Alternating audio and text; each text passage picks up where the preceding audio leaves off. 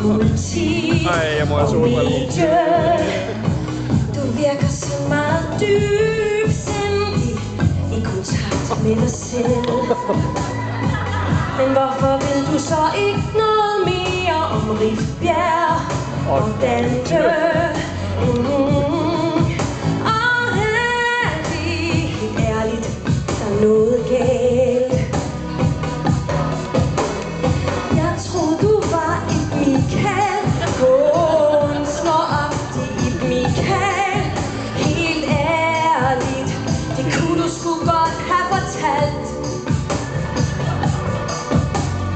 Du var så dyb og halvgal, solbriller om natten og et Michael. Så jeg troede, du var noget.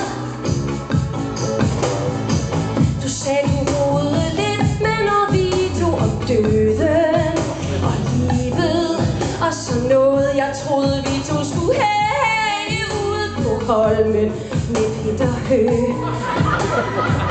Det lød som om at du kendte von Trier og ham der, en anden, der også er mærkelig. Græder du så breaking the waves?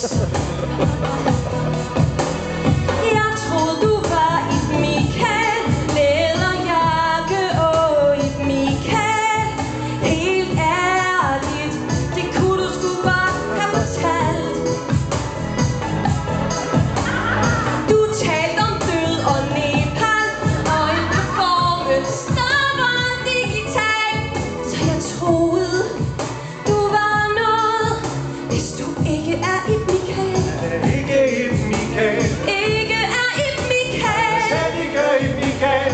Ikke er et Michael. Så går jeg min vej. Hold nu op. Bare fordi jeg ikke er ham, Michael. Hvad så med den dybe sexede stemme? Ja, okay.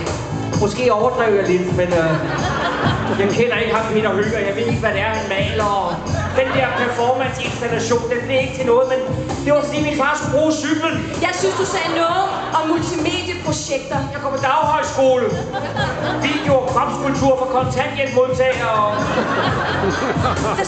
Hvad så med Boserup? Ham kender jeg fra tv. Altså, og de grå høje tændingerne har jeg selv farvet. Der er ingen styrke i mine hornbriller, og jeg har ikke fået nogen penge fra Statens Kunstfond. Men jeg er faktisk meget flink. Og du vil kunne lide mig, hvis bare du opdagede mig. Og jeg siger... Er det ikke dig, der har fra Lars Hug?